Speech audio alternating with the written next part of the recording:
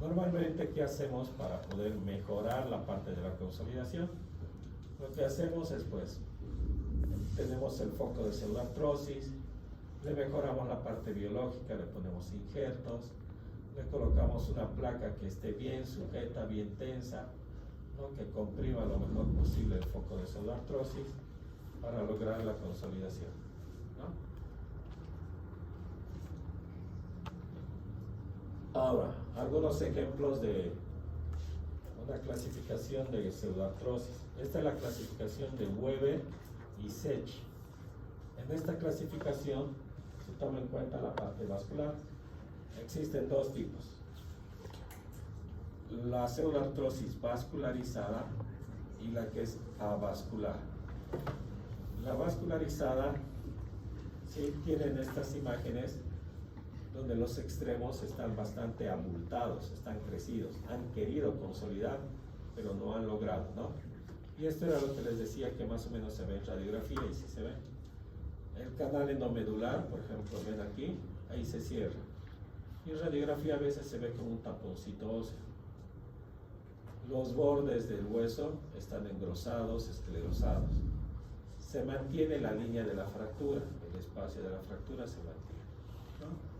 Estas imágenes vascularizadas le dieron estos nombres, por ejemplo, en pata de elefante, los extremos bastante gruesos, ¿no? Asemejando a la pata del animal.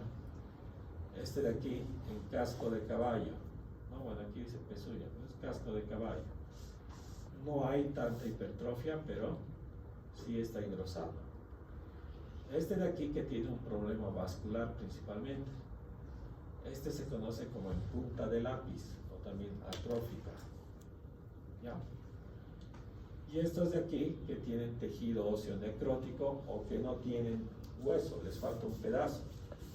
Este de aquí, que sería con tercer fragmento necrótico, y este de aquí con defecto óseo, que le falta un pedazo de hueso, ¿no? Entonces aquí no hay como unir el hueso porque le faltan pedazos de hueso, ¿no? Ahí ya se utilizan otras cosas. Ahora, según esta clasificación, nosotros podemos proponer diferentes tipos de tratamiento. Por ejemplo, en el caso de las pseudoartrosis vasculares, las hipertróficas, ¿cuál es el problema? La biología, ¿cómo está? La biología es buena, es vascularizada, han querido consolidar. ¿Cuál fue el problema? Le falta estabilidad, se sigue moviendo el foco de fractura. Entonces el tratamiento va a ser estabilizar, ¿no?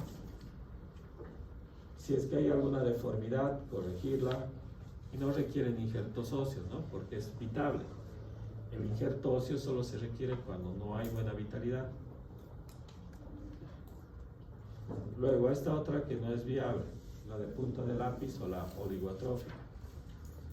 En este caso, ¿cuál es el problema? La biología es mala. Entonces el problema radica en la biología, hay que mejorar la biología. ¿Qué se hace? Se estabiliza la fractura y se rellena con injerto óseo autónomo, ¿no? Y así se soluciona ese problema. Ahora, en estas otras que son no viables, aquí el problema no es tanto si le llega o no le llega vascularización, es que no hay a qué cosa le llegue, porque le falta, ¿no? Entonces, hay fragmentos ausentes o espacios que dejan una ausencia. Entonces, si no hay esos fragmentos, no se pueden estabilizar las fracturas, tampoco van a lograr sanar.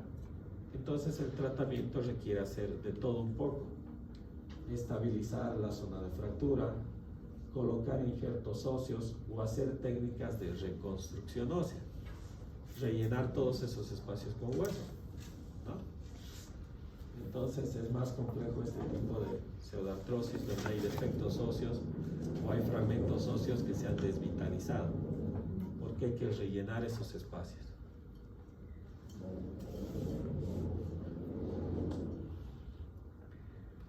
¿Qué tanto injerto óseo podemos poner a una fractura o una pseudoartrosis?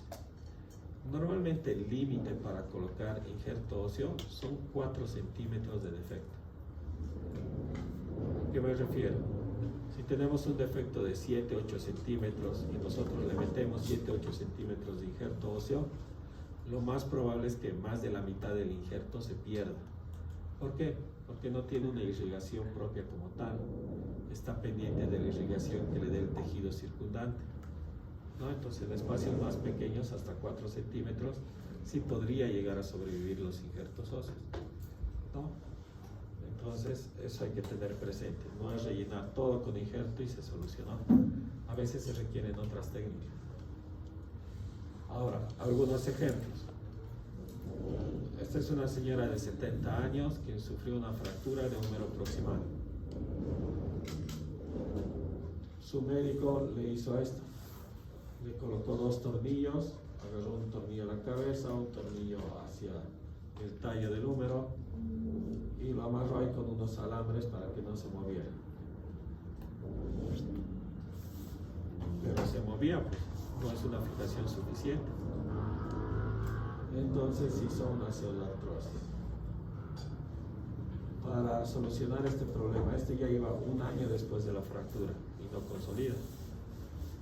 ¿Qué se ha hecho? Se saca los tornillos, esa zona con ese hueso esclerótico se lo limpia, se coloca una placa y injerto. Esta placa va a sujetar mejor, ¿no?, los fragmentos. Va a ser el injerto, el estímulo biológico va a lograr la consolidación, y esto es 7 meses después de haber hecho el cambio de esta fijación por esta otra más injerto. Ya pegado, ¿verdad? Entonces aquí el problema no era un tema del paciente, era un tema del tratamiento que se le había dado.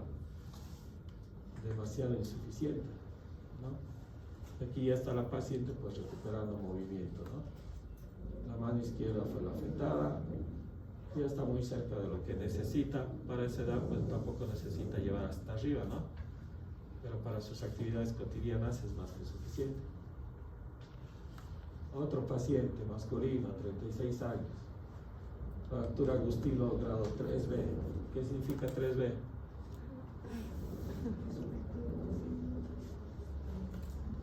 El tamaño de la herida, ¿cómo era?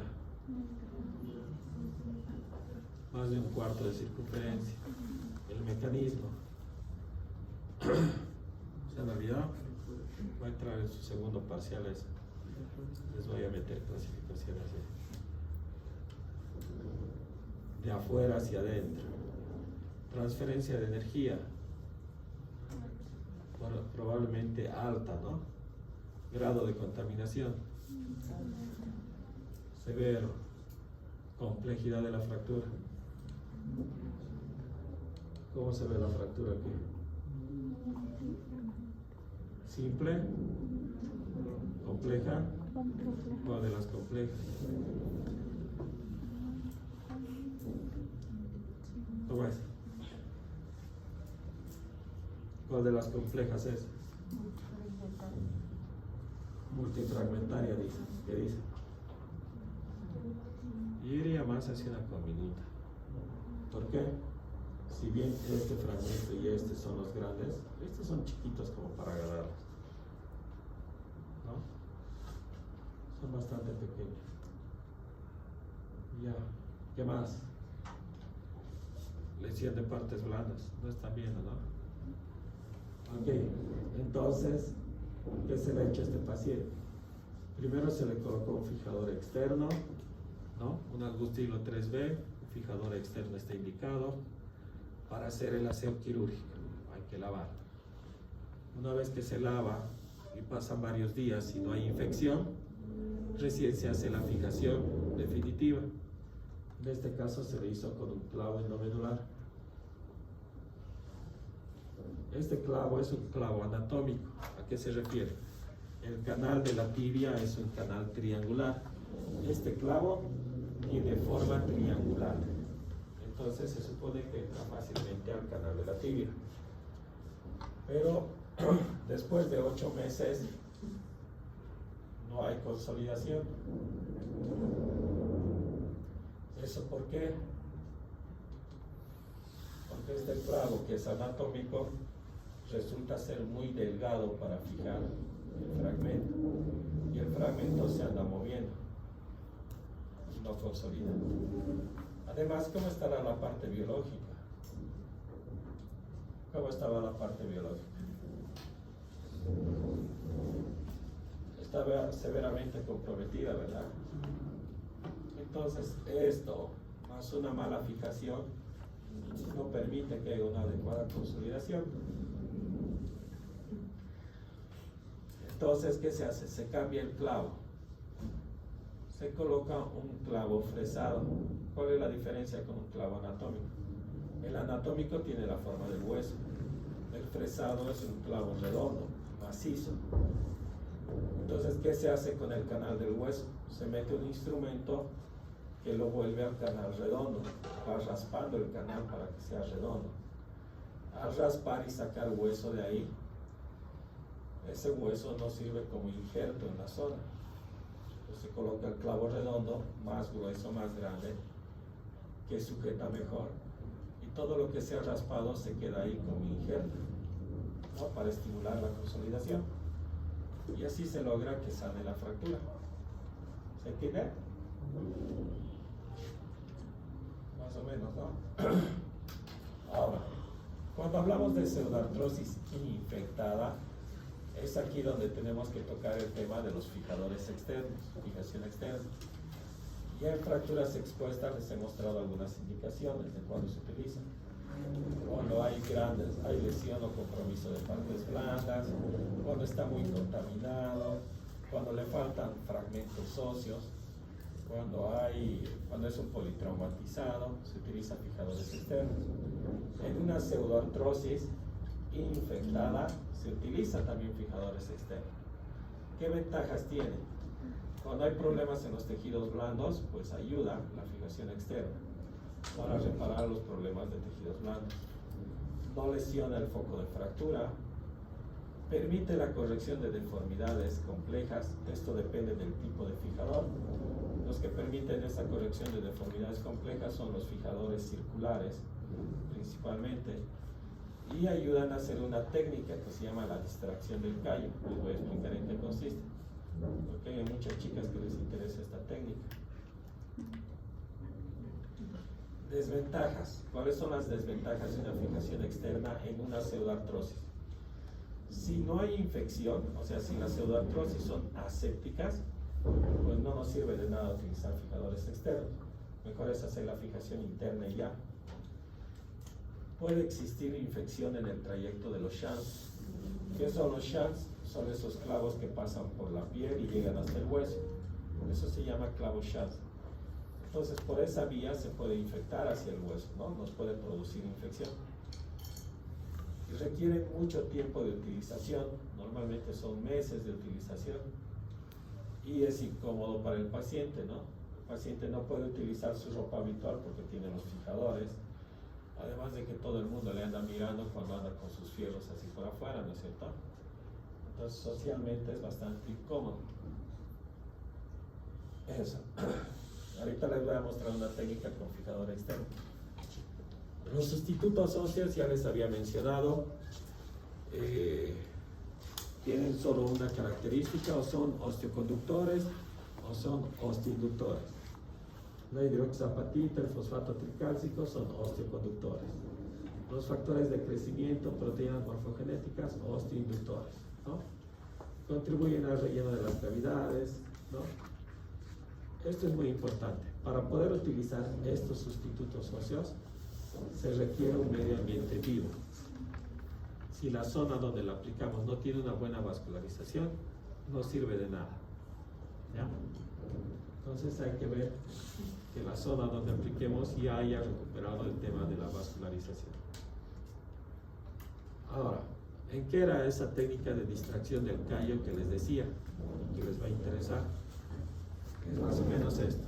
Por ejemplo, aquí está un fémur, tiene un defecto óseo a nivel de la diáfisis, le falta un pedazo de hueso, ¿no?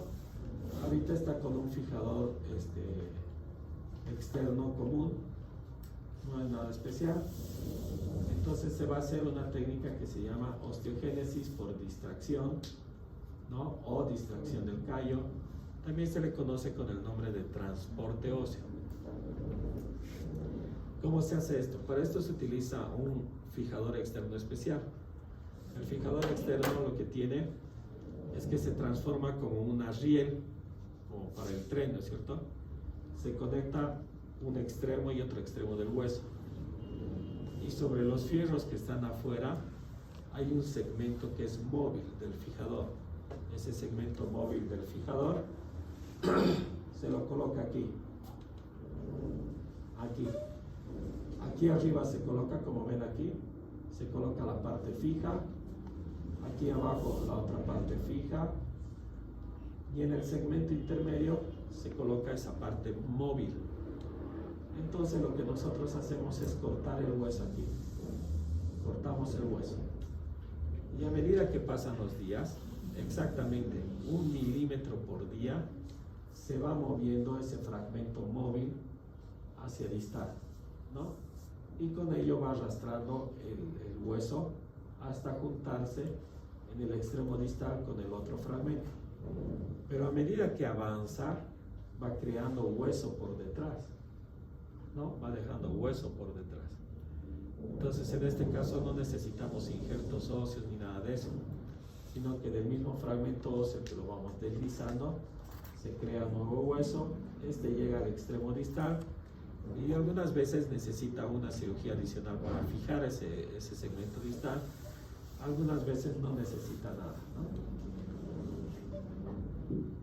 Entonces, más o menos de esa forma nosotros creamos hueso para lograr cubrir esos fragmentos o esos segmentos que les falta un pedazo. ¿Por qué he dicho que les va a interesar a las chicas? Porque esta es la técnica, y algunos varones, que se utiliza para hacer alargamientos óseos, para que crezcan más, ¿no? Hay gente que quiere hacerse cirugía para crecer más, ¿no? Entonces hacemos esto mismo, pero en la parte distal. Obviamente no les falta hueso, les creamos parte de hueso. Cortamos aquí abajo en la rodilla, o sea, por encima en la metáfisis femoral, y vamos a alargar ese segmento, ¿no? Para que sus fémures vayan creciendo, ¿no? Más o menos cuánto podrían crecer. Si se hace fémur tibia, hasta unos 15, 16 centímetros. Si solo se hace un segmento, es aproximadamente 8 centímetros. 8 a 10. O sea, todavía pueden ser más altas, ¿no? Pero es caro, no es barato. ¿Se entiende cómo es la técnica? Y más o menos ya van a tener una idea de cómo se hacen los alargamientos óseos y cómo es este tema del transporte óseo. Se requiere ese fijador especial para hacer eso, ¿no? Hay otras técnicas para cubrir estos segmentos óseos faltantes. Una de ellas vamos a hablar cuando estemos en infecciones. Van a ver, hay un paciente con el historial completo para que lo vean. Y en este caso, por ejemplo, se llevó un pedazo de peroné. Se retiró un peroné al paciente junto con su arteria, su vena. Se lo llevó a la parte del fémur, le faltaba un pedazo. Se colocó el peroné dentro del fémur. Se hizo una anastomosis terminolateral con los vasos femorales de los vasos del peroné, y pues se esperó la hipertrofia del hueso para lograr la consolidación ósea, ¿no? Entonces son cosas que se pueden hacer, ¿no? Hay bastantes técnicas según la necesidad y el material que se tenga disponible. Eso. Algunos tratamientos coadyuvantes que podemos utilizar.